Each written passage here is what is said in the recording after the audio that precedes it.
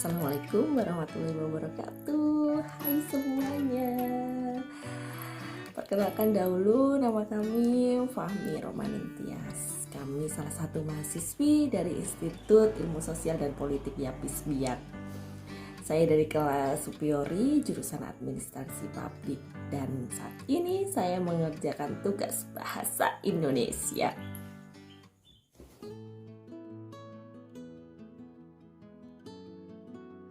Sebelumnya, jangan lupa ya untuk like, comment, and subscribe tugas saya kali ini. Saya sangat membutuhkan saran dan kritik dari kalian semua. Ditunggu. Sebelum saya mulai, saya ada satu pantun nih untuk kalian semua. Jalan-jalan ke Superiori, membeli cindera mata, sembari mendendangkan lagu dengan ceria. Sungguh bangga dengan bahasa kita, yaitu bahasa Indonesia.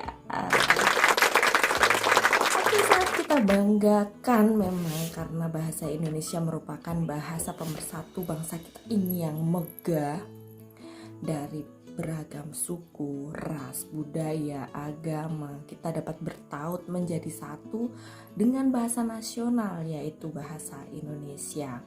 Tentunya mempelajari bahasa harus mengetahui dasar-dasarnya. Dalam kehidupan sehari-hari kita praktekkan menggunakan bahasa Indonesia yang baik dan benar. Di sini akan saya sampaikan, akan saya bahas sedikit mengenai pembentukan dan perluasan kalimat, yaitu tentang kalimat majemuk, dan sedikit akan saya jelaskan mengenai jenis konjungsi. Oke? Baik, kita bahas ya. Yang pertama yaitu mengenai kalimat majemuk bertingkat. Apa sih kalimat majemuk bertingkat itu? Adalah kalimat yang terbentuknya dari sebuah kalimat tunggal yang salah satu bagiannya mengalami perluasan atau penggantian dengan kalimat lain. Bagian yang lebih tinggi kedudukannya disebut induk kalimat atau klausa utama, sedangkan bagian yang lebih rendah kedudukannya disebut dengan anak kalimat atau klausa sematan. Hubungan antara induk kalimat dan anak kalimatnya bersifat subordinatif. Oleh karena itu, konjungtor yang menghubungkan antara klausa kalimat majemuk bertingkat berbeda dengan konjungtor pada kalimat majemuk setara. Nah, sekarang kita masuk di jenis hubungan antar klausa, konjungtor, dan fungsinya.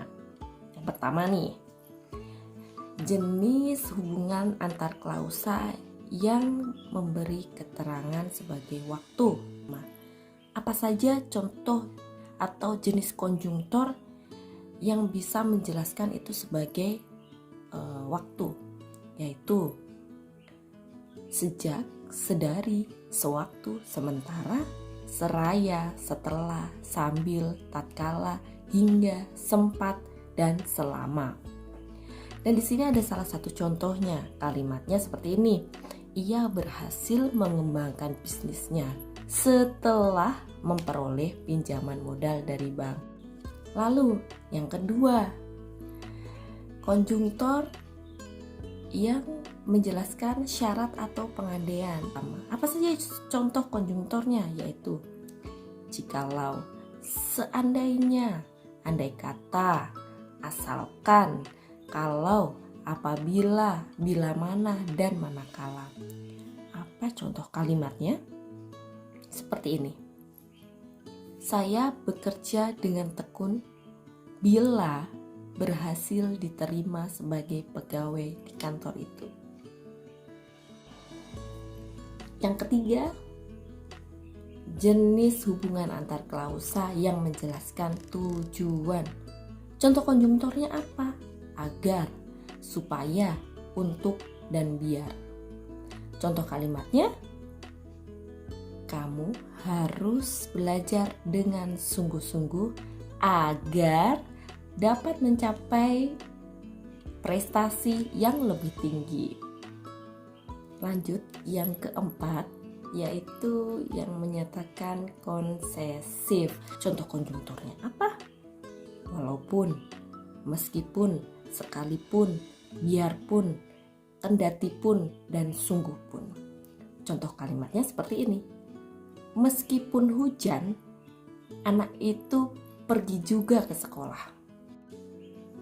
Yang kelima, mengenai jenis hubungan antar klausa yang menjelaskan pembandingan. Contoh konjungtornya apa?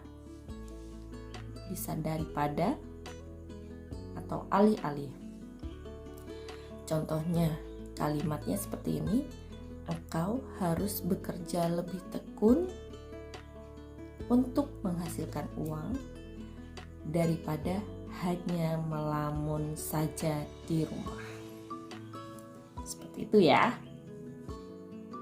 Yang keenam, yaitu tentang jenis hubungan antar klausa sebab atau penyebaban. Jenis konjungtornya ada sebab, karena, oleh karena. Contoh kalimatnya, pekerja itu tidak dapat merampungkan pekerjaannya sebab seminggu lalu ia sakit. Yang ketujuh, jenis hubungan antar klausa yang menjelaskan mengenai akibat atau pengakibatan. Contoh konjungtornya yaitu hingga, sehingga, sampai-sampai, dan makanya.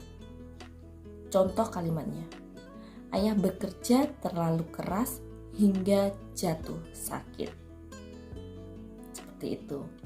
Lalu yang ke-8, jenis hubungan antar klausa yang menjelaskan tentang cara. Contoh kalimatnya, polisi menyelidiki peristiwa kejahatan tersebut dengan menyamar menjadi tukang bakso. Asik ya mempelajari bahasa Indonesia itu, banyak hal yang bisa kita baca, kita kembangkan, dan kita praktekkan dalam kehidupan sehari-hari. Untuk yang ke-9, jenis hubungan antar klausa yang menjelaskan tentang kemiripan. Contoh konjungtornya sebagaimana, seperti, sebagai, dan laksana. Contoh kalimatnya seperti apa? Wajah gadis cantik itu laksana bulan purnama. Lalu ini yang terakhir ya, yang ke-10. Yang ke-10 adalah jenis antar klausa yang menjelaskan tentang penegasan atau penjelasan. Konjungtornya adalah bahwa. Contoh kalimatnya bagaimana? Ia baru sadar bahwa pendidikan itu sangat penting bagi masa depan anak-anaknya. Jadi sudah 10 ya jenis antar klausa yang saya jelaskan. Jangan lupa like, comment, and subscribe ya. Oke. Nah, mengenai jenis konjungsi. Jenis konjungsi atau kata penghubung dalam bahasa Indonesia terdiri atas konjungsi intrakalimat dan konjungsi antar kalimat. Nah, tadi sudah dijelaskan bahwa konjungsi intrakalimat dapat didahului tanda koma dan dapat tidak didahului dengan tanda koma. Saya akan berikan contohnya satu persatu ya. Yang pertama, konjungsi intrakalimat yang tidak didahului tanda koma. Contoh kalimatnya seperti ini. Aku baru saja mengetahuinya dan memberikan informasi tersebut kepada orang lain.